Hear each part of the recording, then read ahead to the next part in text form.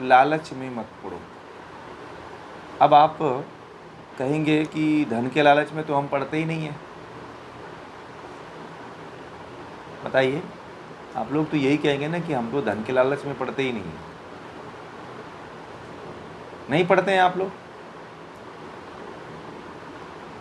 धन का लालच है कि नहीं है? नहीं है?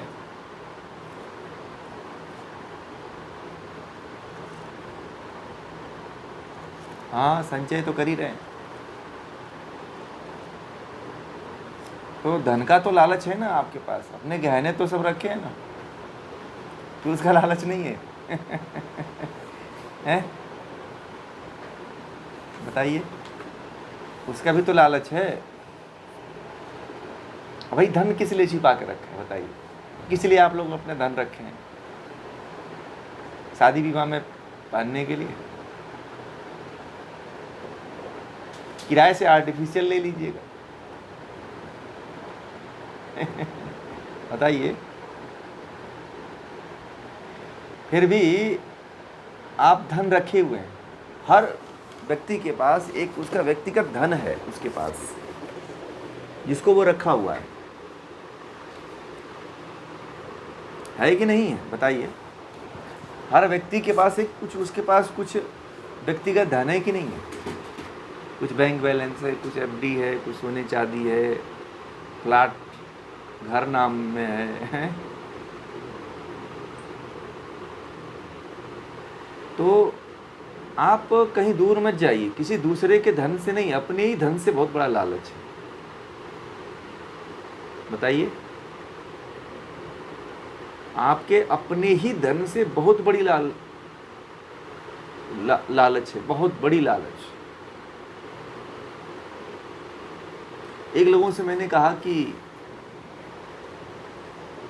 समय चला गया, अब थोड़ा सा उनकी उम्र जो है 70 साल की है, तो वो दिन भर जो है घर के कामों में लगा रहती हैं, ये काम करवाना, वो काम करवाना, नौकरों के पीछे डंडा लेके पड़ी रहती हैं कि ये काम करवाना है, तुमने ये काम नहीं किया, वो काम नहीं किया, तुम क्या कर रहे थे। मतलब उनका, बल्कि वह स्वयं कर लेती तो बल्कि ज़्यादा काम हो जाता, वह नौकरों से करवाने के पीछे, मतलब उनका पूरा सुपरवाइजरी का काम है। तो मैंने उनसे एक दिन कहा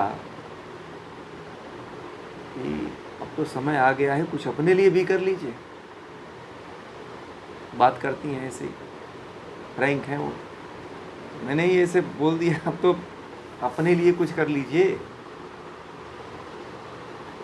तो उन्होंने कहा कि नहीं नहीं, कैसे छोड़ सकती हूँ मैं इतनी तपस्या से, इतने मेहनत से मैंने इसको बनाया है, ये किया है, वो किया है, ऐसे किया है, तो मैं तो नहीं छोड़ूंगा चाहे कुछ भी हो।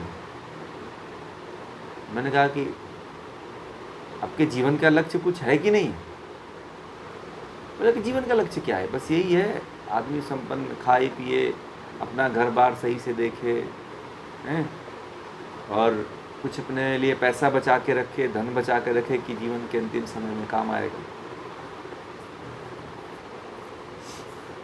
मैंने कहा कि आप तो अभी लगे हुए, आपके अंतिम समय में कहाँ काम आ रहा है ये?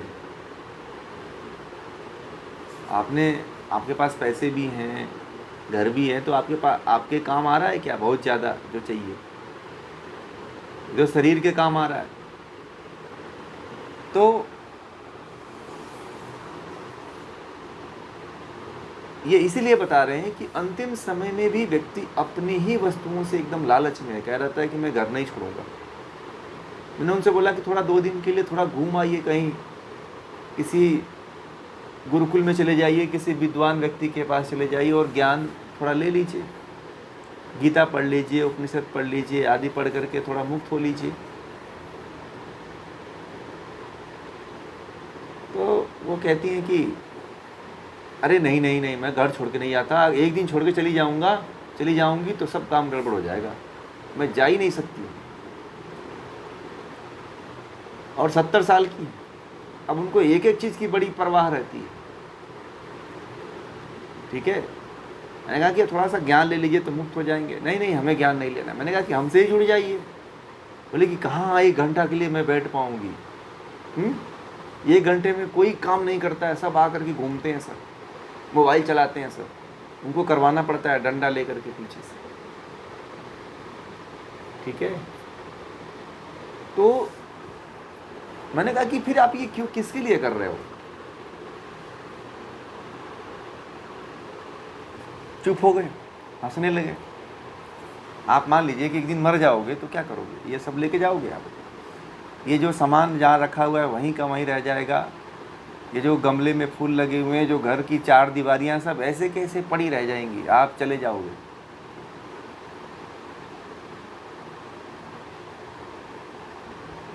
तो क्या बोलते हैं, मैं नहीं मरने वाली हूँ, मैं नहीं मरने वाली हूँ, मैं अभी और जीऊँगी, आप देखना। मैं कि बहुत अच्छी बात है, तो जी के करोगे क्या आप? जीवन का तो कुछ लक्ष्य होना चाहिए कि नहीं होना चाहिए? बोली कि मेरा इतना पैसा जमा है, इतना मेरे पास मेरे प्लाट हैं, मैंने किराए से दे रखा है, मैंने ये कर रखा है, मेरे नाम से जो है इतने प्लाट हैं और करोड़ों के हैं, आप कह रहे हो कि ऐसे ही छोड़ के चला जाऊँ?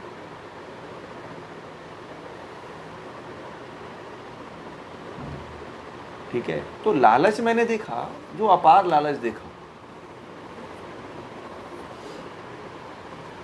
और बड़ी लालच है उनके अंदर। उनसे कहा कि आप थोड़ा सा, गीता की क्लास चल रही थी उस समय, तो मैंने कहा गीता की क्लास कर लो।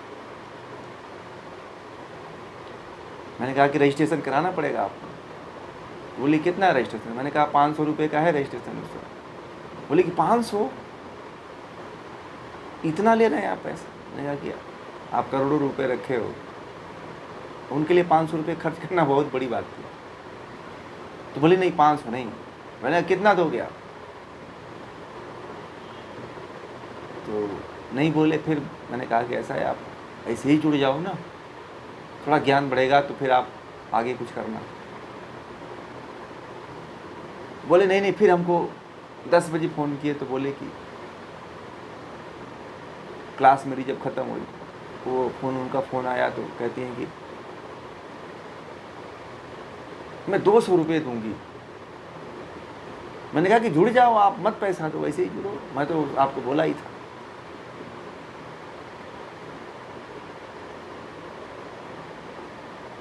तो फिर वो पता नहीं उनको क्या आया मन में, फिर उन्होंने, वो जुड़ी ही नहीं।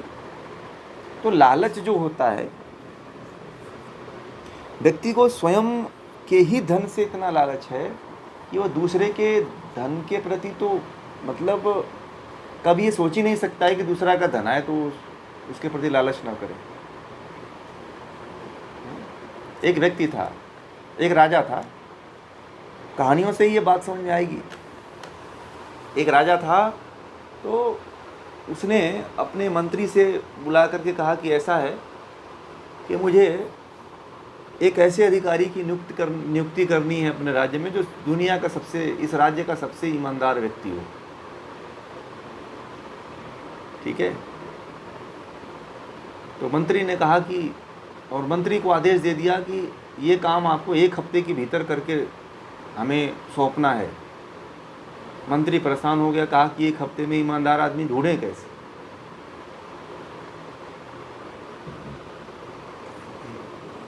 उस व्यक्ति के अंदर एक सूझ आया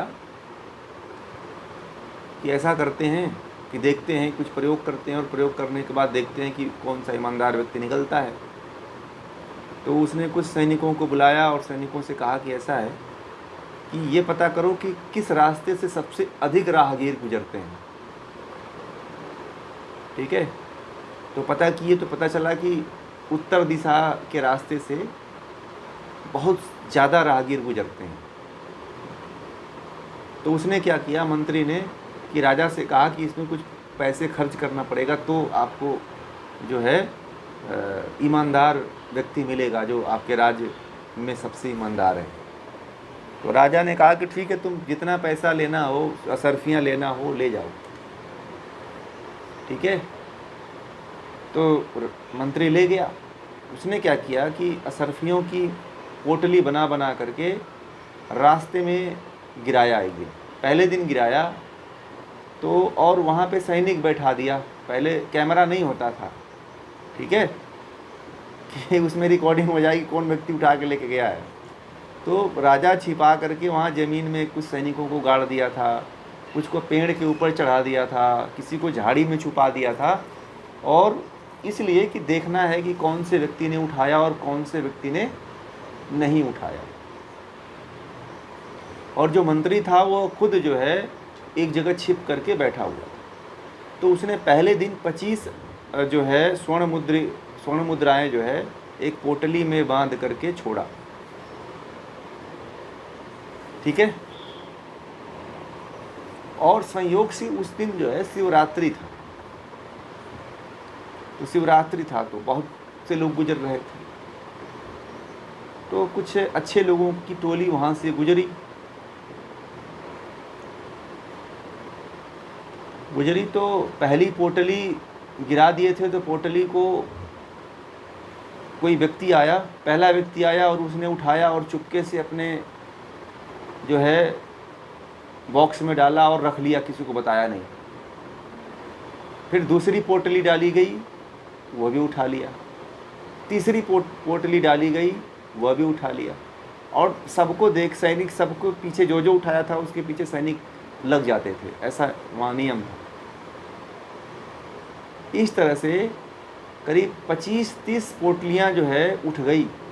कुछ व्यक्ति थे जो नहीं उठाते थे, कुछ व्यक्ति थे जो देख करके चल देते थे, कुछ व्यक्ति खोल करके देख करके छोड़ के चले जाते कि ये तो राजा की स्वर्ण मुद्राएं हैं, अगर हम ले लेंगे तो पकड़े जाएंगे, ये तो किसी छोटे आदमी के पास स्वर्ण मुद्राएं आती ही नहीं है। तो कुछ तो बड़े ईमानदार थे, कुछ तो चुरा करके अपने साथ लेके चले गए। उसमें एक साधु व्यक्ति आया, वह जो है जब वो आया तो कम से कम मंत्री ने उस दिन ऐसा किया था कि उसके आसपास करीब 20 पोटलियां गिराई थी 25-25 स्वर्ण मुद्राओं की। और जो साधु आया तो उसको मिट्टी के ढेले की तरह किनारे करते हुए आगे बढ़ गया। आगे गया, जैसे ही आगे गया तो खोल करके मुद्राएं गिराई गई थी। परीक्षा देखिए कैसे मंत्री ने लिया था कि पहले पोटली में बंधी थी, फिर ओपन करके मुद्राओं को फेंक दिया था। तो जो साधु था उसके, जब वो रास्ते में आया और जब चल रहा था तो बिना उसके ऊपर पैर रखे ही किनारे से कट के गया। मंत्री था बड़ा आश्चर्यचकित हो गया, कहा कि हजारों लोगों की परीक्षा लिया, यहाँ पे 30-40 लोगों ने उठा लिया, इस व्यक्ति ने उसको मिट्टी का ढेला समझ करके किनारे करते हुए आगे बढ़ गया, ठीक है। उस साधु को रोका गया और कहा कि आपको राजा ने बुलाया है, आप ससम्मान राजा के दरबार में चलिए। और जितने उठा लिए थे सबको राजा के सैनिकों ने पकड़ करके राज दरबार में पेश किया। वो जो जितने लोगों ने उठाया था वो जा करके राजा के किसी सैनिक को वह असरफियाँ, वो जो स्वर्ण मुद्राएं थी, ले आकर के भेंट नहीं किए, वो लोग अपने घर ले आकर के छुपा लिए। राजा आए, राजा के सैनिक आए, उन सबको पकड़ के लेके गए और सारी स्वर्ण मुद्राएं उनसे लिए, ठीक है। और अंत में वह जो साधु था, और वो बहुत दूर से चल के आ रहा था, ठीक है। तो राजा ने उसको सम्मानित किया, उसे अपने राज्य में गुरु के पद पे, गुरु का एक पद खाली था, उस पद पे रखा उसने, जो सबसे ईमानदार था, ठीक है। तो इस तरह का व्यक्ति के जीवन में होना चाहिए कि आप यदि किसी दूसरे का धन भी मिले तो आप उसे मिट्टी का ढेला समझ करके किनारे करके आगे बढ़िए। आप लोगों के जीवन में कभी ऐसा हुआ है?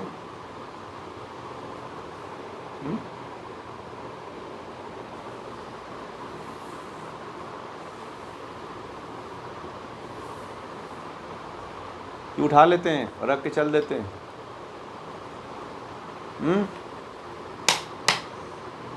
बताइए कितने लोगों ने उठा के चल दिया?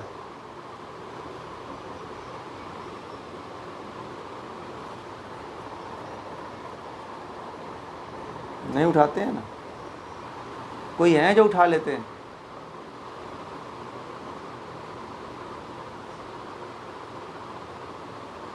हो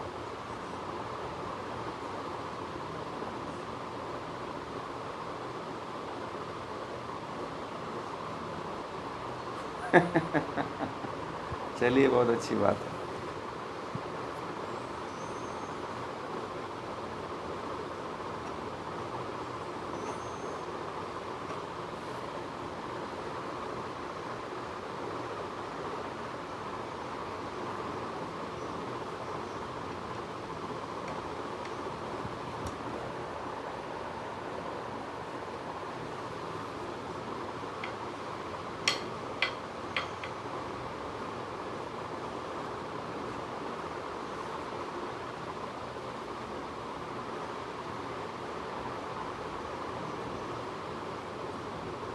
कहीं ऐसे जगह डालिए देखिए आप क्या करिए।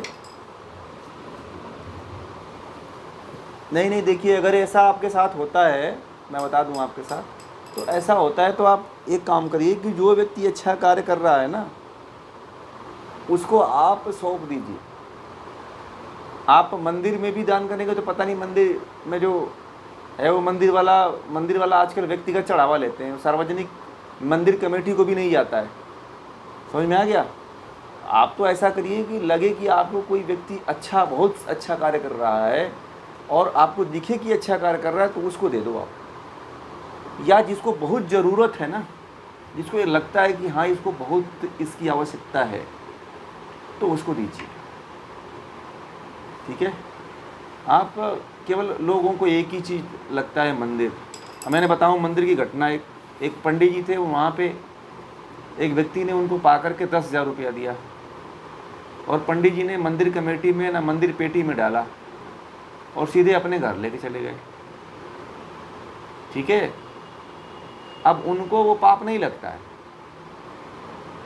ठीक है? उनको वो पाप नहीं लगा, आप लोगों को लगता है।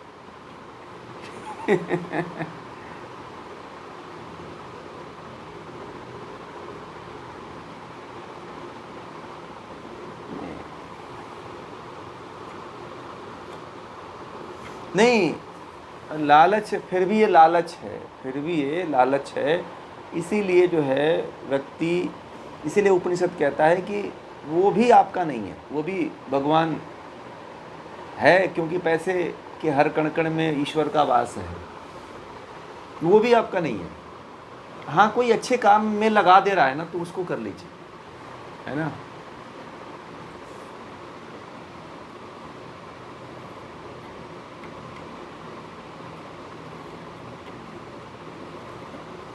देखिए, उस तरफ मैं जाना नहीं चाहता हूँ, क्योंकि उस तरफ ज़्यादा बोल देने से फिर अच्छा नहीं लगता है।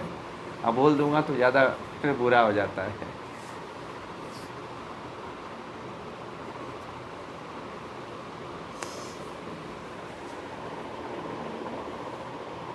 हाँ, मैंने इसके प्रति बोला है, परंतु अब आजकल बोलना ठीक नहीं है।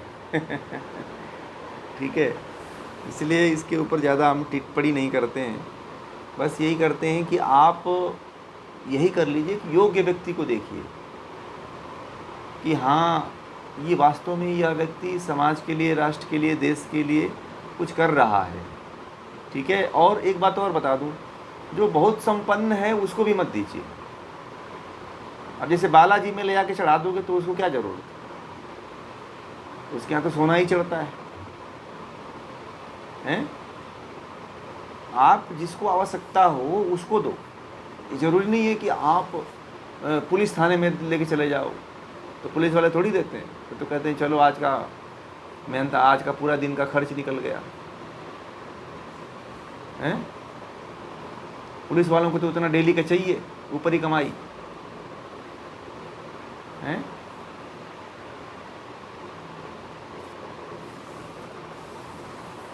तो तो आपके अंदर ये सूझबूझ होना चाहिए। तो लालच मत करिए, लालच से ऊपर उठिए, ठीक है। तो इस सूत्र को हम लोग यहीं पूरा करते हैं। अब आप लोग शायद लालच को समझ गए होंगे कि लालच क्या होता है, ठीक है। और इस सूत्र का तात्पर्य आप लोगों ने बहुत अच्छी तरह से समझ लिया कि जो है उपनिषद ये जो बात कह रहा है कि इस जगत में, इस जगती में जगत है वह ईश द्वारा बसा हुआ है, इसलिए त्याग पूर्वक भोग करो, किसी दूसरे के धन की आकांक्षा मत करो।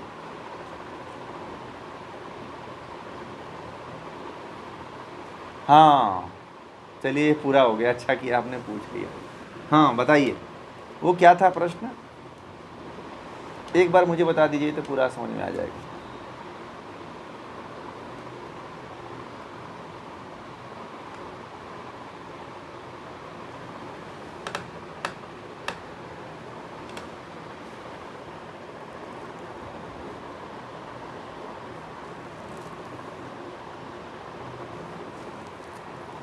देखिए,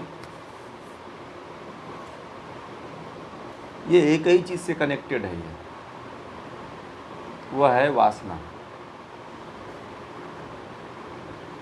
और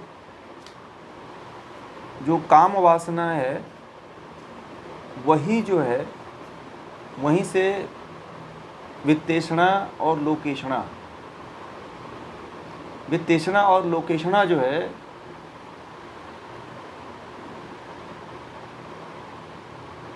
पुत्रेषणा के लिए कार्य करते हैं, ठीक है। ये तीनों ही आपस में एक दूसरे के लिए कार्य करते हैं, ठीक है। जैसे हमने कहा कि इंद्रियों का सहारा लेकर के, इंद्रियों का साथ लेकर के व्यक्ति जो है अपनी कामनाओं की पूर्ति करता है। इंद्रियों के द्वारा ही तो कामना पूर्ति होती है ना।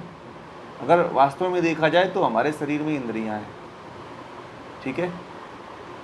और इंद्रियां ही जो हैं वह मन को और बुद्धि को साथ लेकर के जीवात्मा को भोग के लिए प्रेरित करती है। अब उसमें आपकी 10 इंद्रियां हैं। 10 इंद्रियों में जो सबसे महत्वपूर्ण और सबसे हावी जो इंद्रिय है वो काम इंद्रिय है, सेक्स ऑर्गन है। और वह जो है व्यक्ति को सबसे अधिक जो है वासना की तरफ ढकेलता है। और आज का समाज तो लगभग जो है 100% में करीब 95% समझिए तो ये काम वासना में पूरी तरह से लिप्त है। आज का जो संबंध हैं, जो विवाह हैं, वह केवल काम वासना पे टिका हुआ है। जो शादी का मतलब किसी से पूछो तो यही बताता है, विवाह का मतलब किसी से पूछो तो यही बताता है, ठीक है। उसके लिए कुछ और मतलब कोई बहुत बड़ा उद्देश्य नहीं है। किसी से पूछो कि शादी क्यों किया जाता है, तो बस संतान उत्पत्ति करो, भोगो, खाओ पियो, चल दो इस दुनिया से। विवाह का मतलब होता है कि एक जो दो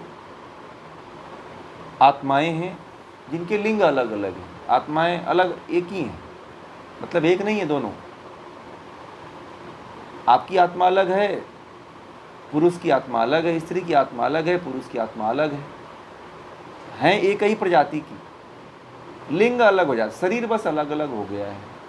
और ये दो लिंग मिल करके, यानी कि 2 आत्माएं मिल करके एक दूसरे का सहयोग देती हैं कि हम मुक्ति को या परमात्मा को कैसे प्राप्त करेंगे।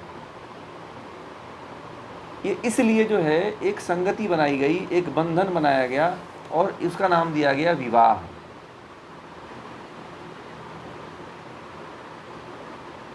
ठीक है, जिसमें एक दूसरे के साथ सहयोग करके हम आत्मा का उत्थान करें, परमात्मा, आत्मा का उत्थान करके हम परमात्मा की तरफ अग्रसर हों, तो हम दो कार्य करते हैं। एक तो अपना इस सांसारिक दुनिया को बढ़ाते हैं और भोग करते हैं, मात्र यही इस शादी का मतलब कि पूरा उद्देश्य है। एक तो सांसारिकता को खूब बढ़ाते हैं और भोग करते हैं, भोग के लिए हर व्यवस्था खड़ी करते हैं कि कैसे हमें भोगना है, कहाँ जाना है, गोवा जाना है, दिल्ली जाना है, मॉरिशस जाना है, अमेरिका जाना है, चेन्नई जाना है, तमाम तरह के जगहों पे व्यक्ति प्लान बना करके और उसकी अपनी वासना की तृप्ति के लिए भटकता फिरता है। परंतु जो उसका मुख्य उद्देश्य है परमात्मा की प्राप्ति और स्वयं को जानना और इस संसार, इस दुखमय संसार से बार बार जो आवागमन हो रहा है उससे परमानेंटली मुक्त हो जाना, यह इस उद्देश्य को हर कोई भूल चुका है। अब लोगों को कहो कि परमात्मा की भक्ति करो तो लोग नहीं करते हैं, परंतु काम की पूर्ति किसी तरह भी कर लेते हैं। उसके लिए व्यक्ति के पास समय है कि नहीं, बताइए। वासना की पूर्ति के लिए व्यक्ति हर तरह से किसी न किसी तरह से मरते दम तक जीते जी कहीं न कहीं से वासना की पूर्ति करने के लिए हर उपाय कर लेता है। परंतु वही जो आंतरिक उपासना है, जो आंतरिक रूप से किया जाता है, उसके लिए उसके पास समय नहीं है। बताइए, है? जिस तरह से व्यक्ति छिप करके कामनाओं की पूर्ति करता है, वासना की पूर्ति करता है, क्या उस तरह से छिप करके परमात्मा को नहीं प्राप्त किया जा सकता है? जब हमारी एक शक्ति वासना की पूर्ति के लिए लग रही है, तो क्या वही शक्ति परमात्मा की पूर्ति के लिए नहीं लग सकती है? बताइए, ये बहुत महत्वपूर्ण विषय है। दुनिया में सबसे अधिक छिप करके जो है वासनाओं की व्यक्ति पूर्ति करता है, ठीक है। परंतु मैंने कभी आज तक किसी व्यक्ति को नहीं देखा जो परमात्मा की प्राप्ति के लिए, आत्मा की प्राप्ति के लिए छिप करके कार्य करता हो। अगर कोई इस तरफ चला भी जाता है तो घर में ऐसा लगता है कि घर वाले ऐसे उसके साथ व्यवहार करते हैं कि अब तो ये देख रहा हूँ तो ये सांसारिकता को छोड़ा, इसको पकड़ो, इसको रोको, इसको पढ़ने से रोको, इसे ज्ञान लेने से रोको, इसे ये जो पढ़ रहा है, सुन रहा है, उससे हटाओ, संगति से हटाओ, सुनने मत दो। इस तरह के लोग उपाय करने लगते हैं।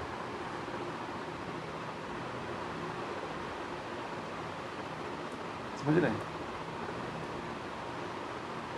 इससे क्या होता है कि वो स्वयं तो अपना रास्ता रोकता ही है, जो थोड़ा आगे बढ़ रहा है उसका भी रास्ता रोक देता है, ठीक है।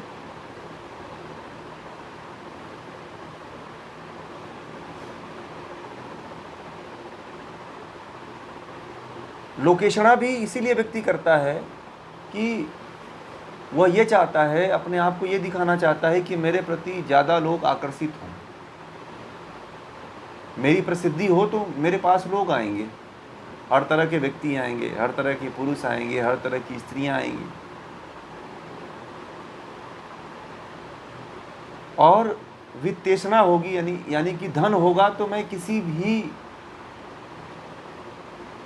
भोगने वाली वस्तु को अपने धन से खरीद सकता हूँ, या मेरे धन के बल पे कोई भी भोग की वस्तु को मैं खरीद सकता हूँ, बुला सकता हूँ और ला सकता हूँ। वो व्यक्ति ये सोचता है।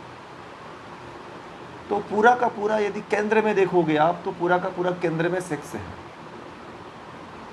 वासना है। पुत्रेषणा के भी केंद्र में, लोकेशना के भी केंद्र में यही है। और आज का जो व्यक्ति है, आज का जो समाज चल रहा है, आज की जो सामाजिकता चल रही है, वह पूरा का पूरा इसी पे केंद्रित है।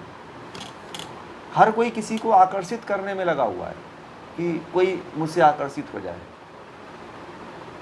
कोई धन के द्वारा आकर्षित करना चाहता है, कोई बल के द्वारा आकर्षित करना चाहता है, कुछ लोग तो ज्ञान के द्वारा भी आकर्षित करते हैं, ठीक है। कुछ लोग तो ज्ञान के द्वारा भी, कुछ लोग योग के द्वारा भी आकर्षित करते हैं, कुछ लोग तंत्र मंत्र के द्वारा भी आकर्षित करते हैं, कुछ जादू टोना के द्वारा भी आकर्षित करते हैं। तो आप देखोगे तो जो केंद्र में एक चूहे के लिए एक रोटी डाल दिया जाता है और चारों तरफ से चूहों को बुलाया जाता है कि आओ आओ आओ, और सारी शक्ति उस रोटी को पकड़ने के लिए दौड़ लगाती है। आज यही हो रहा है। आज के समाज को यदि आप देखोगे, आईने में आप नज़र दौड़ा के देखोगे, तो जो ये संपूर्ण दौड़ चल रही है लोकेशना की, वित्तेषणा की और पुत्रेषणा की, तो लोकेशना और वित्तेषणा की, तो सारा का सारा जो है उसके दोनों के केंद्र में जो है पुत्रेषणा ही है। पहले पुत्रेषणा होती थी, अब पुत्रेषणा नहीं होती। ठीक है, अब आपको बता दें, अब तो भोग होता है। पहले के लोग ये सोचते थे कि चलो काम वासना, ये वासना उठ रही है तो हम संतान उत्पत्ति करेंगे, परंतु अब तो अगर वासना उठ रही है तो लोग संतान उत्पत्ति नहीं करते हैं, भोग करते हैं। ठीक है, तो केंद्र में, कहने का मतलब कि केंद्र में आपके वासना है और उसके लिए सब कुछ व्यक्ति कर रहा है कि वासना की पूर्ति कैसे। और बड़े मजे की बात बता दूं आपको कि युवक से लेकर के और जो 80 साल का व्यक्ति है वो भी इसी में लगा हुआ है।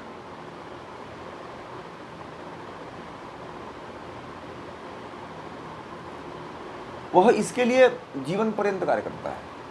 मेरे पास तो बहुत से ऐसे लोग आते हैं। ये बहुत कड़वी बात मैं कह रहा हूँ आप लोगों को, क्योंकि यह सच्चाई है, और इसीलिए व्यक्ति आध्यात्म की तरफ देख ही नहीं पाता है भाई, क्योंकि एक ये ऐसा विषय है कि व्यक्ति के दिल दिमाग पे, उसके मस्तिष्क पे, उसके चित्त पे एक ऐसा पर्दा लग जाता है कि कुछ दिखाई नहीं देता है उसके आगे। उसके लिए कह दो तो धूप में खड़ा हो जाएगा, उसके लिए कह दीजिए तो पानी में कूद जाएगा, उसके लिए कह दीजिए तो जहर खा लेगा, वो कर देगा। परंतु कह दो आपकी परमात्मा का नाम ले लो तो आपसे ऐसे मुख मोड़ेगा कि फिर आपकी तरफ देखेगा नहीं।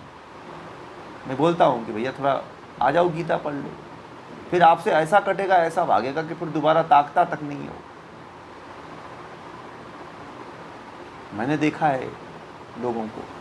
मैं कहता हूँ ना कि थोड़ा आ जाओ, पढ़ लो हमारे साथ, ठीक है। आज मैं एक सीनियर सिटीजन ग्रुप में गया था, वहाँ पे लोगों से कहा था कि थोड़ा आप लोग जुड़ो उपनिषद के इसमें उसमें, तो उसमें नहीं जुड़े। पता है, थोड़ा सा फिल्मी गाने, एक पार्टी थी जिसमें गाने पे नाचना था, उसमें सब 70-80 साल के बुजुर्ग सब जा कर के नाचे, और हर एक गाने पे अपने अपने मतलब कि नाच को दिखाए। मैंने देख रहा था, मैंने कहा कि देखो कितनी वासना भरी हुई है। कोई 90 साल का हो, कोई 95 साल का, एक 75 साल का है, तो कोई जोहरा जबी पे नाच रहा है, तो कोई मेरी सपनों की रानी कब आओगी उस पर डांस कर रहा है। वही विचार, वही मन में वही चल रहा है, कुछ बदला नहीं है। शरीर बस बूढ़ी हो गई, वासना वैसी की वैसी ही है। और मैंने थोड़ा सा ज्ञान की, मुझे संबोधित करने के लिए कहा गया, मैं थोड़ा सा ज्ञान की बात करने लगा तो 5 मिनट सुने लोग पीछे से उठ के चलने लगे।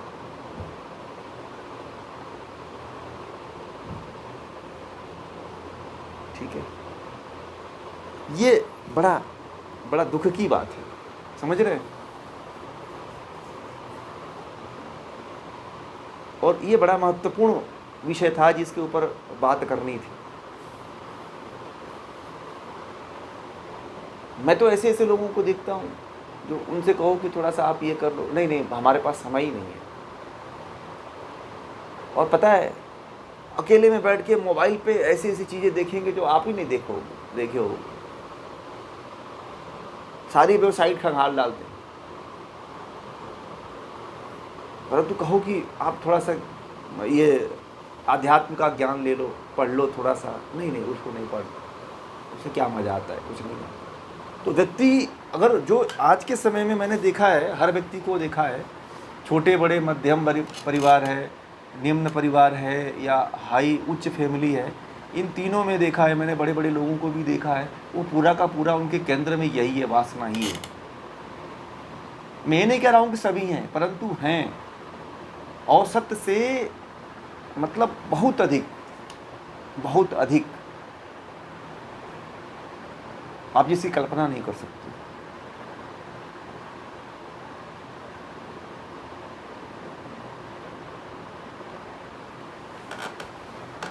समझ में आ गई बात है? तो ये एक वो रिलेशन है इसका, ठीक है। ये बहुत कुछ है।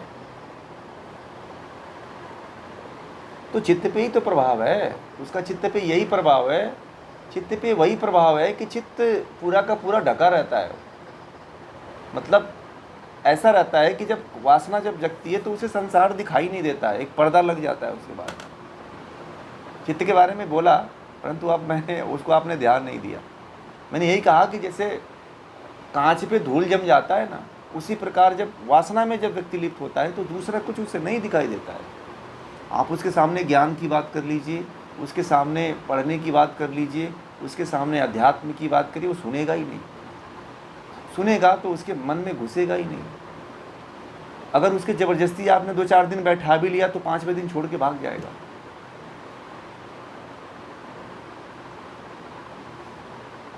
ठीक है। चित्त पे तो उसके पूरी मलिनता है। चित्त ऐसा है कि उसके ऊपर ऐसा पर्दा लगा हुआ है जो खोलो तो नहीं खुलता है। ऐसी धूल जमी हुई है कि अगर आप कोई भी जो है साफ करने वाला केमिकल ला करके साफ करते हैं तो उसे साफ ही नहीं होता है।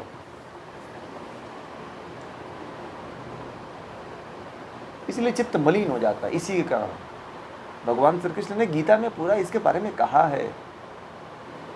दूसरे अध्याय में जाओगे ना तो अर्जुन से कहते हैं कि सबसे कि व्यक्ति वह कौन सा व्यक्ति है जो जानते हुए भी ये कर्म करता है, सब कुछ जानता है फिर भी उसमें लिप्त हो जाता है। तो भगवान श्री कृष्ण यही कहते हैं कि काम है।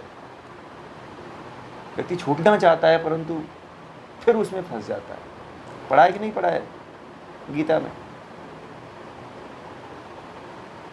और पूरा का पूरा व्यक्ति, आज का व्यक्ति जो है उसी के इर्द गिर्द घूमता है। और जो इसे थोड़ा सा पार हो जाता है वो फिर उसकी तो बाय बाय हो जाती है। समझ में आ गई? अब क्लियर हुआ आपका प्रश्न? तो आप इसके केंद्र में देखो, अभी इससे हटना बहुत जरूरी है। ठीक है, क्योंकि पूरा का पूरा आप नहीं हो, आप लोग नहीं हो सकते हो, परंतु आप देखना जो आप अपने अब आप जब देखोगे ना, जो मैंने बता दिया बात, अब आप किसी व्यक्ति को चश्मे से देखना, आपको जो मैं बात कह रहा हूँ ना पूरा का पूरा उसके केंद्र में वही दिखाई देगा। आजकल का व्यक्ति किसी के करीब जो आता है उसके पीछे बहुत बड़ा स्वार्थ यही होता है। मैं आपको बता दूँ, मैं सब लोग छुपा के बोलते हैं कि कोई ना कोई स्वार्थ होता है, मैं ओपन करके बोलता हूँ कि वासना केवल स्वार्थ होता है और कोई कारण नहीं होता है। समझ में आ गया?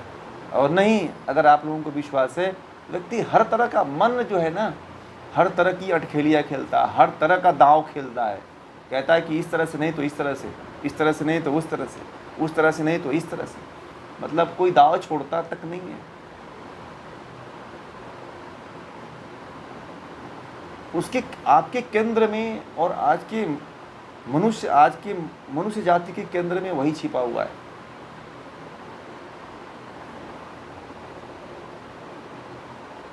समझ रहे हैं?